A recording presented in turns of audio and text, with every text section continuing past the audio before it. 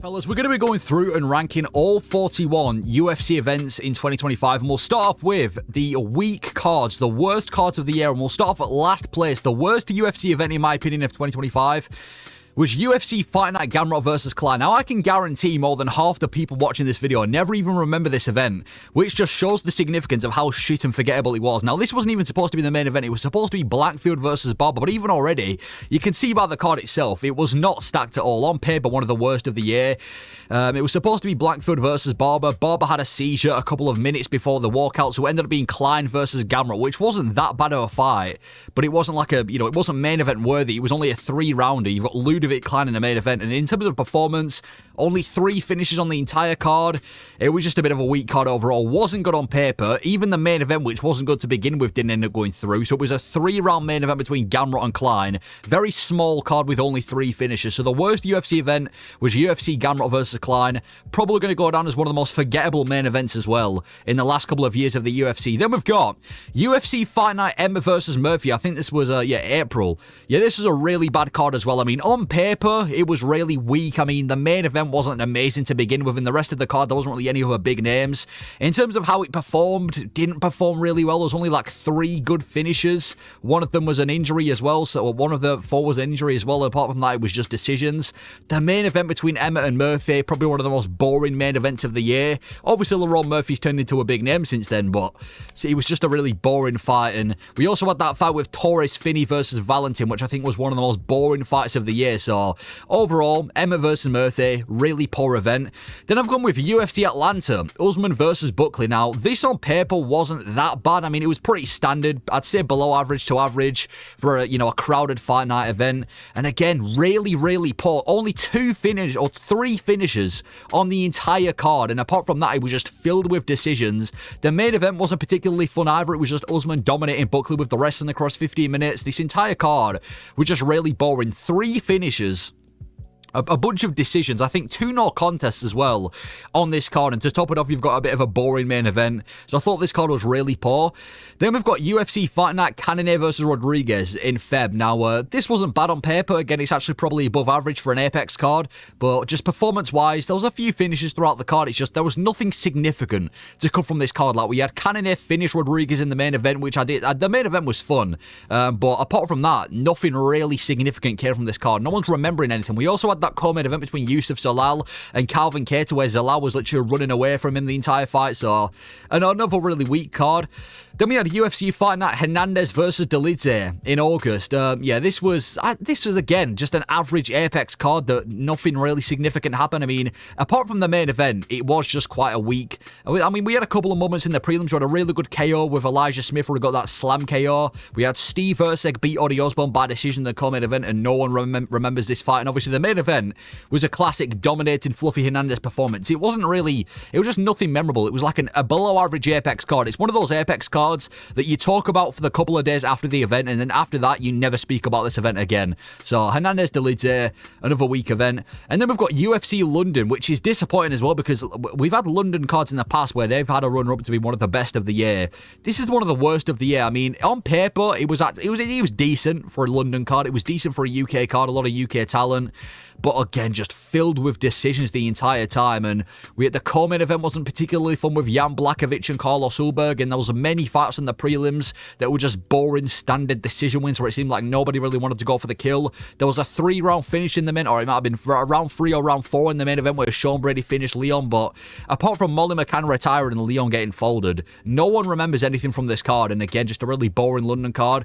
Then I've gone with UFC Fight Night Royval versus Cap that we just had. Now, I've got mixed opinions on this card because there was many highlights come from this card, but from if you look at the fights overall, there was a lot of boring fights as well. I mean, on paper, I'd say it was pretty above average for an Apex card. It was decently stacked, but just a lot of kind of like, apart from Morgan Sherrier, Giga Chikadze in the main event, there wasn't really anything massively notable from this card. It wasn't a bad event, just a very standard Apex card. A couple of finishes, couple of decisions. I put it at 35. But just above that, I'm going to go with Burns versus Morales that took place in May. This is a pretty solid Apex card as well. The co-main event ended up getting cancelled during the event, which lets it down. But there were some decent fights on the card, and on the prelims as well, a shit ton of finishes. So I'd say, again, pretty decent Apex card for Burns versus Morales. And then I'm going to go with UFC Fight Night Tyra versus Park. Now, on paper, this was actually pretty good. You've got Rembetsky, Duncan, Kevin Valeshos versus Silva, Neil Magny versus Dos Santos, Ribovics versus Brenner. This was one of those Apex cards where there's like a bunch of fights that deserve to be in front of a crowded arena. And to be fair, it kind of performed. Like, we had that Kevin Valeshos fight with Danny Silva, which was a really fun fight to see. We had that really good fight between Rembetsky and Chris Duncan, which I think was one of the best fights of the year. We had that Tatsuro Taira finish in the main event, even though it was against Hyung Sung Park, which was an unranked guy at the time, which again let the event down. So I'd say on paper, this was actually a pretty good event. With a couple of finishes as well, it was just the main event kind of let things down with it. It was supposed to be Amir Albazi and a lot of decisions as well, but I'd say this is a decent Apex card. And then I'm going to go with UFC Fight Night Cap versus Almabayev. Again, this is actually quite good on paper too. I actually really enjoyed this card. You had a decent amount of finishes. You had that main event, which kind of ruined things when Manel Cap eye-poked Almabayev to get a finish, which kind of let things down. But it was just, yeah, a standard Apex card. Couple of good fights scattered throughout it. A couple of boring fights. Controversy in the main event. Just a standard Apex card. And now we're on to the mid cards. These cards aren't bad, but they're not good. They kind of just exist. They don't really deserve any prestige. They don't deserve to be shat on. They're just mid cards. First, we've got Vettori versus Delidze. UFC Fight Night Vettori versus Delidze. This was a pretty average, I'd say below average actually for an Apex card. I mean, we had the debut of Kevin Valeshos. We had obviously the rematch that nobody asked for in the main event. I'd say this was pretty below average for an Apex card. And there's a lot of finishes, to be fair. There was a lot of finishes throughout the event. The main event wasn't boring, but it wasn't necessarily fun. Just a really, really bang average UFC Apex event. Nothing notable. Wasn't necessarily a bad event to watch through. Just a standard Apex event. And then we've got UFC Shanghai, Walker versus Mingyang Zhang. Now on paper, this was a pretty good card. Not overly stacked, but there was some decent fights.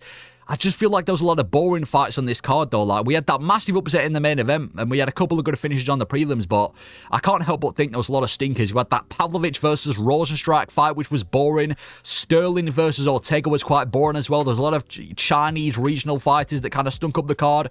It wasn't a bad card by any means, but I don't think anyone's really remembering too much from this card, apart from Johnny Walker finishing Mingyang Zhang. Just a lot of moments between lesser-known fighters that took place.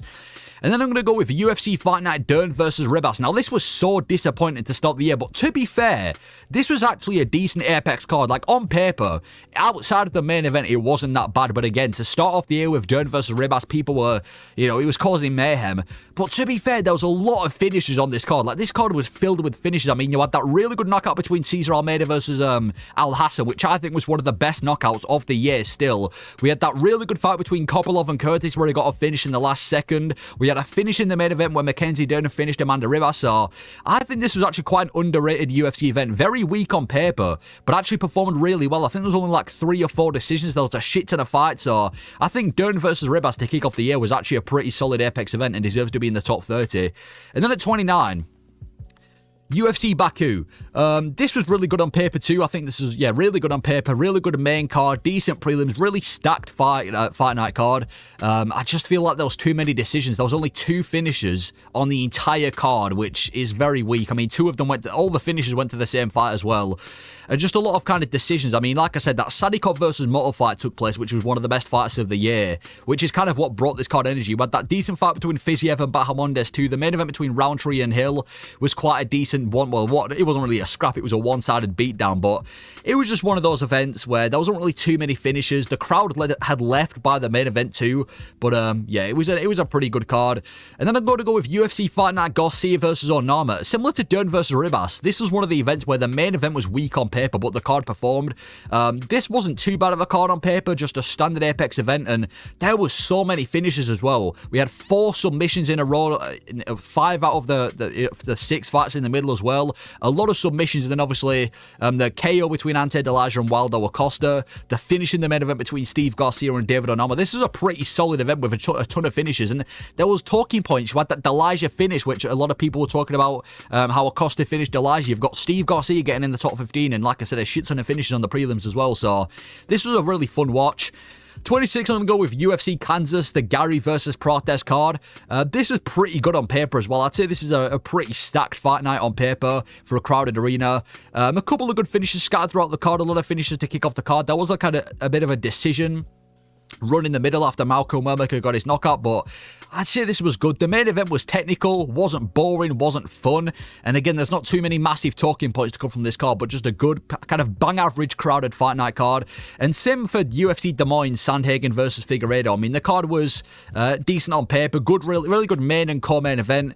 But outside of the main 3 fights and a couple of finishes on the prelims, there was kind of a lot of forgettable decisions on this card. I mean, the Bo Nickel throw check was memorable. The main event ended in an injury as well, which kind of ruined things. But overall, decent fight night card. Not bad, not good. I think he deserves to get in the top 25. 24. I'm going to go with UFC Fight Night, Bonfim versus Brown, which I think might be one of the best Apex cards we've had of the year. This is a really good event. And again, really weak main event that performed. I mean, the card on paper was not good. I mean, this was a pretty depressing card on paper. There was a couple of good prelims, but on paper, it's quite depressing. Man, this card performed, in my opinion. I know there was a few decisions, but there was a lot of memorable things to come from this card. That knockout in the main event between Bonfim and Brown, Salikov getting knocked out, that Christy Leroy Duncan beat down on Marco Tulio, Ricky Simon versus Hanny Barcelos had a scrap as well. I think there was only one boring fight on this entire card, if I remember. So this is a really solid Apex card with a few finishes, so I'm going to put it at 24. 23, UFC Nashville, Derek Lewis versus Taliesin Teixeira. Now, this is a solid card on paper too. I think it's probably above average for a fight night card, and a lot of finishes as well on this card as well to remember. I mean, we had Derek Lewis knocking out Taliesin Teixeira in the main event, a couple of good finishes on the prelims as well. I enjoyed Teixeira versus Lewis, and you always know there's going to be a finish in the Derek Lewis main event anyway, which is why it's always kind of, you know, makes it better. But yeah, I'm going to put that at 23.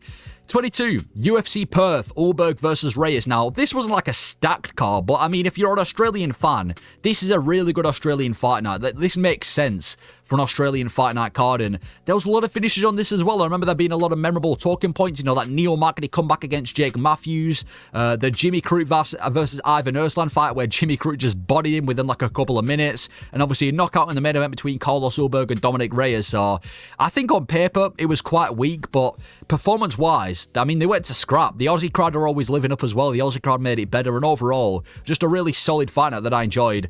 And now we're going to get into the solid cards. These are like the really solid cards. Like, not the best of the year, but these are cards you look back at and you're like, damn, that was a good card. You enjoyed watching these cards during this year. 21, I'm going to go with UFC 312. Now, this, in my opinion, was the weakest pay-per-view of 2025 by far. But I think as an event overall, if you factor in fight nights, I think it deserves a mention in the solid. I mean, this for a pay-per-view was not stacked. But if you kind of look at the rest of the fight nights, I mean, you've got 2 title fights on this card. And again, it didn't perform amazingly either, but I'd say still, just because of the 2 title fights, it deserves to get a mention. So there was just a lot of boring fights on this card. I mean, you had the Jake Matthews versus Prado fight in the main event, a main card, which didn't really bring much. You had Zhang Weili dominating Tatiana Suarez to defend the strawweight belt. You had Dricus du Plessis have a decent scrap with Strickland, not like a fight of the year contender, but it was a decent fight that not a lot of people asked for. So as an event itself, it wasn't a hard watch by any means. It was kind of fun to watch, and again, the 2 title fights add to the rankings. But for a pay-per-view, definitely the worst pay-per-view of the year in my opinion, was not stacked one bit, didn't really perform as well, so you can't use the excuse that he performed really well despite being bad on paper, but I'll give it 21. 2 title fights is always going to get the, it's always going to get the increase the rankings. At number 20, UFC Abu Dhabi, Whittaker versus Duran. Now, I feel like this is quite below average for an Abu Dhabi card, but I still think it was going to mean every Abu Dhabi card is going to be somewhat stacked on paper, and this card was a lot of good fights on this card. I mean, we just PT Yan in the co-main event, and now we've seen his become a champion. I feel like it did lack the finishes though. Only 3 finishes on the entire card, but I still feel like there was a lot of fun fights. We saw PT Yan go out there and do PT Yan things, outbox Marcus McGee across 15 minutes. We had that sloppy fight between Derrida and Whittaker, which I thought was quite a hard watch. We had that fun fight between Shah Magomedov and Marc-Andre Barriot. So I think compared to the rest of the Abu Dhabi cards we've had in the last couple of years, this one's kind of going to be forgotten, but regardless, still wasn't a bad event by any means. Like, it was still a good event to watch. So I'll put that in number 20. Number 19, UFC No Shade, Gene Silva versus Diego Lopez. Yeah, I just really enjoyed the Mexican kind of themed cards, and I thought this was a really, really solid event. I mean, if you look at how many finishes there were, there wasn't like an overwhelming amount of finishes, but the card kind of started to heat up as you got on the main card. We had that knockout between Rafa Garcia and Jared Gordon. I remember we had like a bunch of Mexican prospects debut as well and get a bunch of finishes. And obviously in the main event, Gene Silva finishing Diego Lopez finishing Gene Silva after dominating him in the first round was so satisfying to see. So yeah, this is a really enjoyable event. Main event went out there to scrap. A bunch of good finishes on the prelims as well, so I really enjoyed UFC No Share. 18, we've got UFC 321, which I think is definitely the second worst pay-per-view of the year, in Abu Dhabi. This was weak for a pay-per-view as well. It wasn't like a bad card. Again, the card itself wasn't bad, but for pay-per-view standards, it wasn't amazing. I mean, you look at the card itself as well, a lot of decisions. There was a few, good knockouts on this card, and the knockouts stand out, and the finishes stand out, but the decisions in every other fight kind of just let the card down. I mean, you had that really boring fight between Almeida and Volkov. You had a bit of a meh fight between Werner Jandiroba and Mackenzie Dern, which I don't think many people are going to be really remembering. And then obviously to make things worse, you had that eye poke in the main event between Cyril Gordon and Tom Aspinall, which just fucked everything up for the heavyweight division. So this is just an event that I'm glad we got through. Quillen Salkiel definitely raised the rankings when he knocked out Hack Preston. Again, for a card overall, it was good on paper, really. It was decent on paper, but it just didn't perform that well, and the main event really fucked things up. So I'm going to put this at 18. Solid card if we're factoring, a card average, including like Apex cards and everything, but for a pay-per-view, very, very weak. 17, I'm going to go with UFC Saudi Arabia, the first, I think, crowded event of the year, the Adesanya Imavov card. This is a really good card on paper. For a Saudi Arabia card, this is a really solid card on paper, and again, there was a lot of decisions on the card, but I feel like there was a lot of talking points as well. We had that co-main event where we saw MVP outclass Shah Magomedov. This was quite a hesitant fight, but not necessarily boring. And then obviously the main event we saw Imavov go out there and knock out Adesanya. I mean, quite a big upset main event to kind of declare himself as the next kind of #1 contender guy. So I enjoyed this card. Again, not one of the kind of standouts compared to the rest of the Saudi Arabia and Abu Dhabi cards we've had in the last couple of years, but overall, a pretty solid event. So I'll put Saudi Arabia at 17. 15, UFC Rio, Oliveira versus Gamrot. I really enjoyed this card as well. This is a really good card. This is a really just good Brazilian-themed card.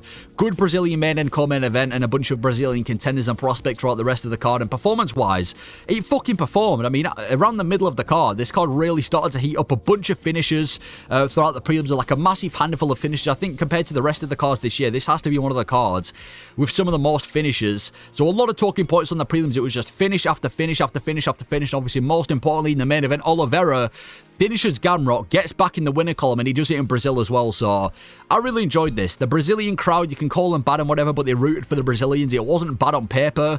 You had Oliveira get a finish in the main event after an already decent card. So I think UFC Rio, definitely one of the best fight nights of the year. I would put that at 16. And then for 15, UFC Mexico, Moreno versus Erceg. Again, I might have some sort of bias like the UFC towards the Mexican. On paper, this was a really solid card in my opinion. A lot of decent fights, and it performed as well. A bunch of finishes on the main card. I mean, you had that Manuel Torres brutal finish over Drew Dober where he dropped him and then Drew Dober forgot where he was.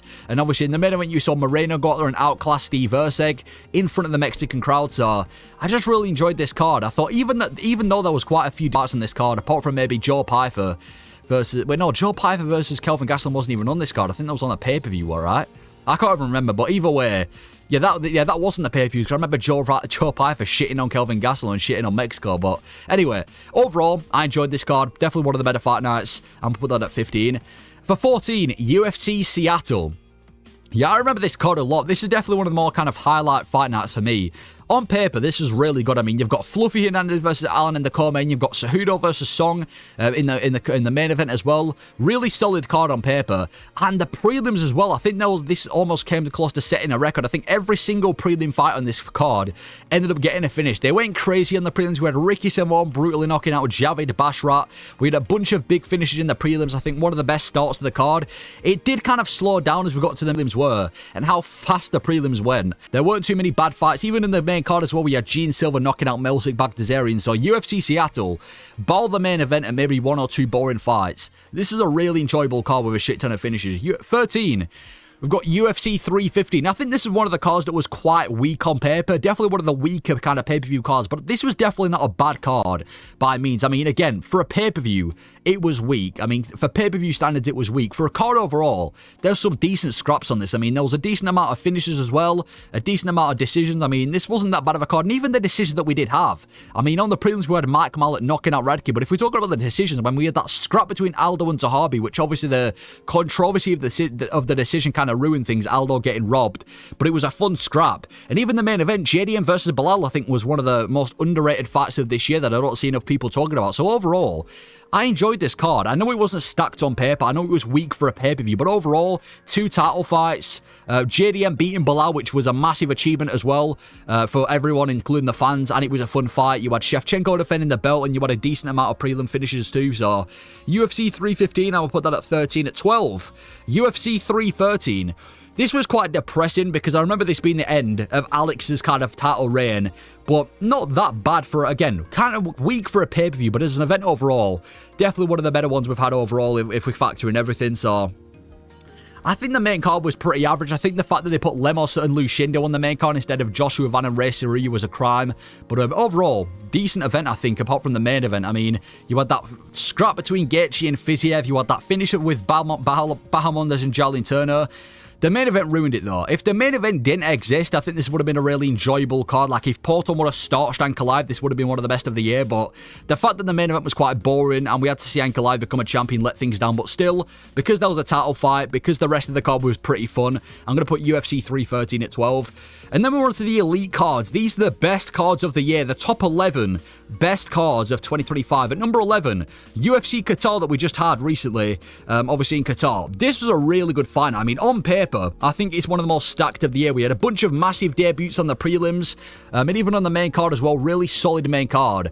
And bro, this performed like a motherfucker. So many finishes on this card, and it was quite a big card as well to begin with. I mean, we had that Waldo Cortes Acosta knockout over Shamil Gaziev, which was like one of the many knockouts we had on the card. We had that Tagirul and Bekov getting dominated by Horiguchi, which was enjoyable to see. And obviously the main event, we had Sarukian dominating and finishing Dan Hooker. This entire card was just fun to watch. Like, I remember the prelims, it was just finish after finish after finish. And even if there weren't the finishes, they were like fun 15-minute fights, like the Gary versus Bilal fight. So it was stacked on paper. It performed. It had big implications. I think UFC Qatar, definitely a runner-up for one of the best fight nights of the year. At number 10, I'm going to go with UFC 318 as the 10th best UFC event this year. I remember there being a lot of hate for this event because there was no title fight and people saying that, you know, the guys in the main event are washed up. I think this was quite underrated. Like, I think the bout order originally kind of threw people off, but overall, I thought this was a solid card. There was fun prelims, decent main card as well.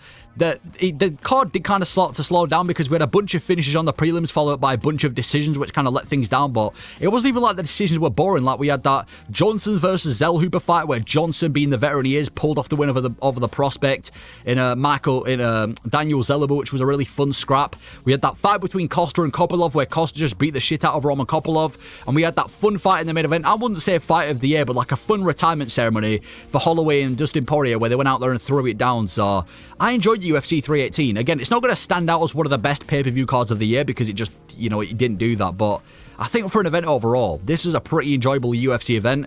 At 9, I'm going to go with UFC Paris. This was by far the best fight night of the year, and I think it's going to go down as one of the best fight nights in modern history. UFC Paris, for me, stands out for being one of the best events of the year. I mean, on paper, stacked. For a France card as well, stacked on paper. We did lose that fight between Pitbull and Chieta, which let things down, but overall, stacked card on paper. Now, performance-wise, I think this was only one finish away from setting a record. I'm pretty sure, had there been a finish in the main event or a finish in the William Gomez and Ruchala fight, this would have set a record for the most finish in a single UFC event.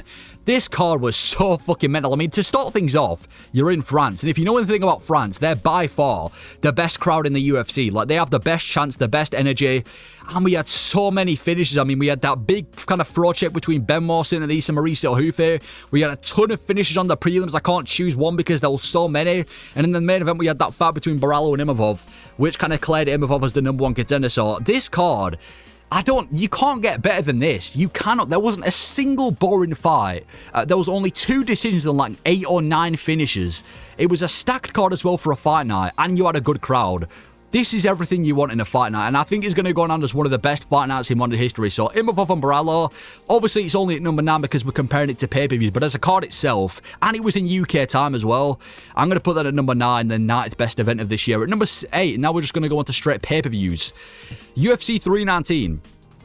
I thought 319 overall was a solid card. The build-up was good as well because Chimaev and DDP was one of the most anticipated fights of the year. But on paper, this was a really solid card. I mean, it wasn't like overly amazing, but just a really good, solid card on paper. And I thought it performed really well. There was a lot of finishes throughout this card, a lot of memorable moments. We had those 2 spinning back elbows back-to-back.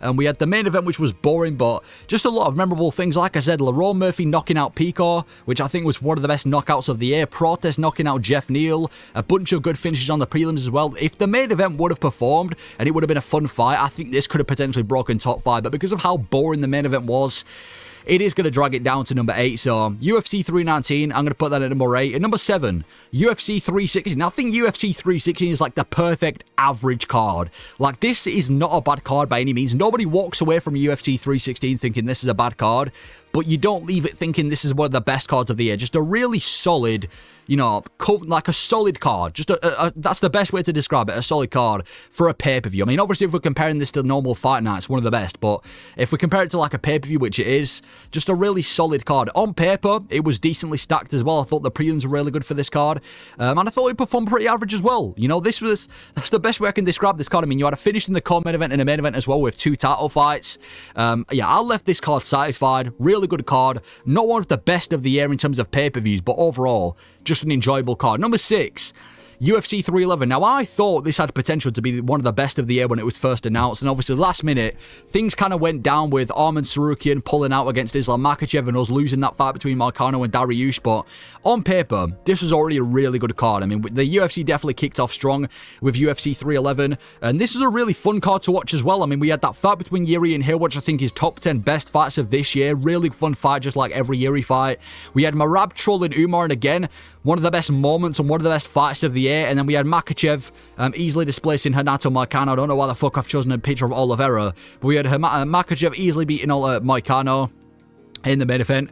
Had we had Arman Tsarukyan versus Makhachev, I think this definitely could have broken top 4, maybe even top 3, but because the main event fell apart and we lost the fight with Dariush and Moicano because this had to be changed, it did kind of fuck things up. But regardless, really solid card, stacked on paper, and it performed pretty good as well. Number 5, now we're in the top 5. UFC 322. Now, on paper, I think this is one of the best pay-per-views we've had in modern history. I did an entire video about this. On paper, this is fucking ridiculous. Super stacked on paper.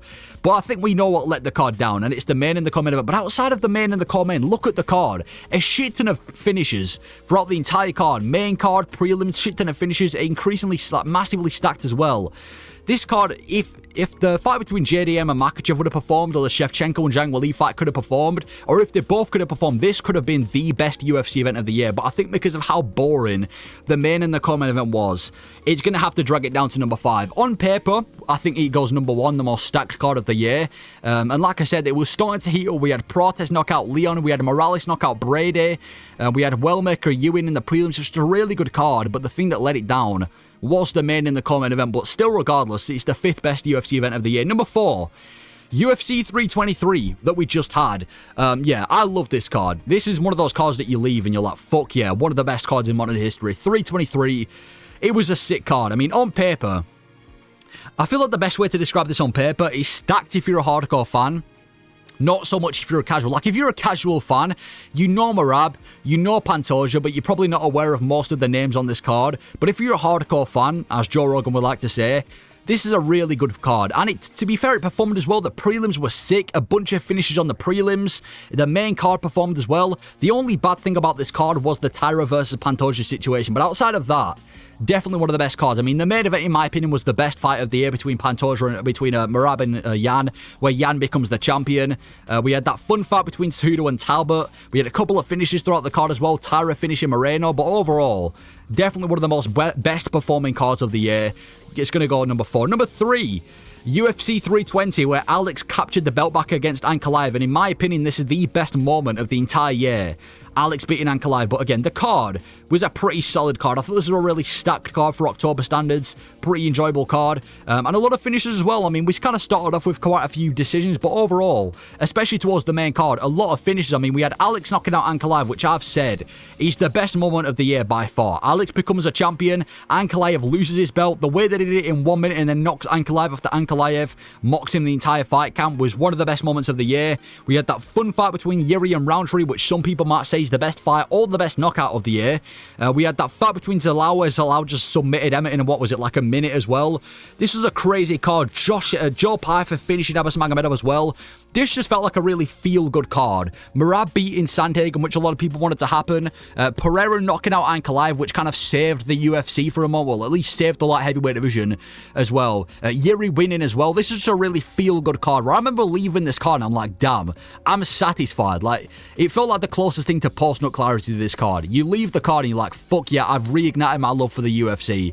That's why it's going to get number 3. The second best card of the year is going to be UFC 314 in Miami.